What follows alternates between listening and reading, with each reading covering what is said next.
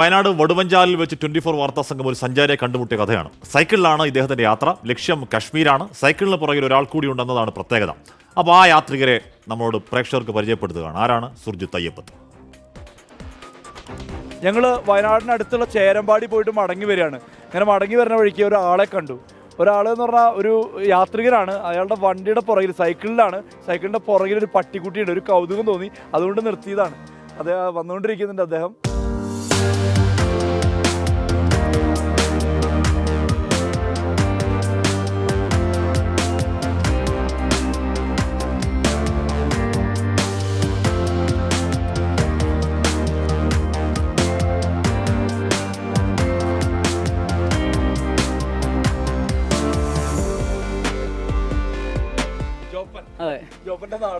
ഞാൻ കോട്ടയം ഏറ്റുമാനൂർ അടുത്ത് അതിരമ്പുഴ സ്വദേശിയാണ്. എത്ര ദിവസമായി യാത്ര തുടങ്ങിയിട്ട്? യാത്ര തുടങ്ങിയിട്ട് 3.5 മാസത്തോളമായി.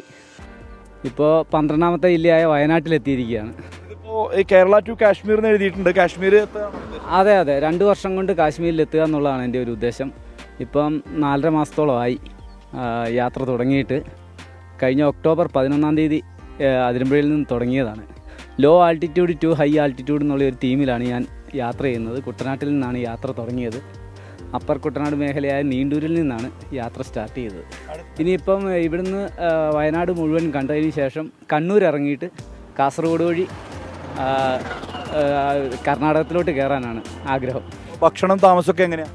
അത് ഞാൻ ഇപ്പോൾ പലരും വഴിയിൽ നിന്ന് വാങ്ങിത്തരുന്നുണ്ട്. അതുകൂടാതെ എൻ്റെ ഫ്രണ്ട്സും എൻ്റെ റിലേറ്റീവ്സും ഒക്കെയാണ് നമ്മളെ ഹെൽപ്പ് ചെയ്യുന്നത്.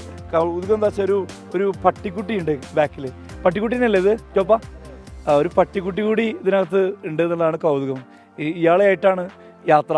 അത് ഗംഭീരമായി. അതാണ് എൻ്റെ ഒരു സന്തോഷം.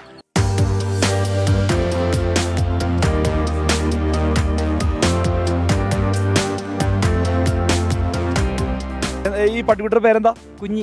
വീട്ടിൽ തന്നെ ഉണ്ടായതാണ്. ഇവിടെ അമ്മയൊക്കെ വീട്ടിലുണ്ടായിരുന്നതാണ്. അപ്പം ഇവള് അതിലേറ്റവും ചെറുതായിരുന്നുകൊണ്ട് ഞങ്ങൾ തന്നെ വീട്ടിലവിടെ നിർത്തി. ഞാനുമായിട്ട് നല്ല അറ്റാച്ച്മെൻറ്റിലാണ്. ഞാനിപ്പം വർക്കിന് പോകുന്ന സമയത്തൊക്കെ അവളെ സ്കൂട്ടറിൻ്റെ ഫ്രണ്ടിൽ ഇരുത്തി കൊണ്ടുപോകാറുണ്ട്. ഞാൻ വെൽഡിങ്ങിൻ്റെ ഹെൽപ്പറായിട്ട് ജോലി ചെയ്യുമായിരുന്നു. സമയം കൊണ്ട് ഏകദേശം ഏത് കാലത്തെത്തും? 2 വർഷം. അതായത് ഇപ്പോൾ എനിക്ക് 48 വയസ്സ് ആയി. അപ്പോൾ 50ാമത്തെ വയസ്സിലേലും കാശ്മീരിലെത്തണമെന്നാണ് ആഗ്രഹം. ജോപ്പൻ്റെ യാത്ര ഗംഭീരമാവട്ടെ, നല്ലൊരു യാത്രയാവട്ടെ. കാരണം അദ്ദേഹത്തിൻ്റെ ലക്ഷ്യം കാശ്മീരാണ്. കാശ്മീരിൽ ഏറ്റവും വലിയ കൗതുകം എന്ന് വെച്ചാൽ സ്വന്തം വളർത്തുന്ന ഒരു പട്ടിക്കുട്ടിയായിട്ടാണ് ഇദ്ദേഹം യാത്ര ചെയ്യുന്നതാണ് ഏറ്റവും വലിയ പ്രത്യേകത. അതാണ് ഏറ്റവും വലിയ സന്തോഷം. എല്ലാ ആശംസകളും യാത്രയ്ക്ക്. സുർജിത്ത് അയ്യപ്പത്ത്, 24 വയനാട്. ഇഷ്ടപ്പെട്ടു സുർജിത്തെ. കാര്യം 48-ാം വയസ്സിൽ സൈക്കിളിൽ കയറി 50-ാം വയസ്സിൽ കാശ്മീരിലെത്തുക നല്ല പ്രതീക്ഷയായിരിക്കും.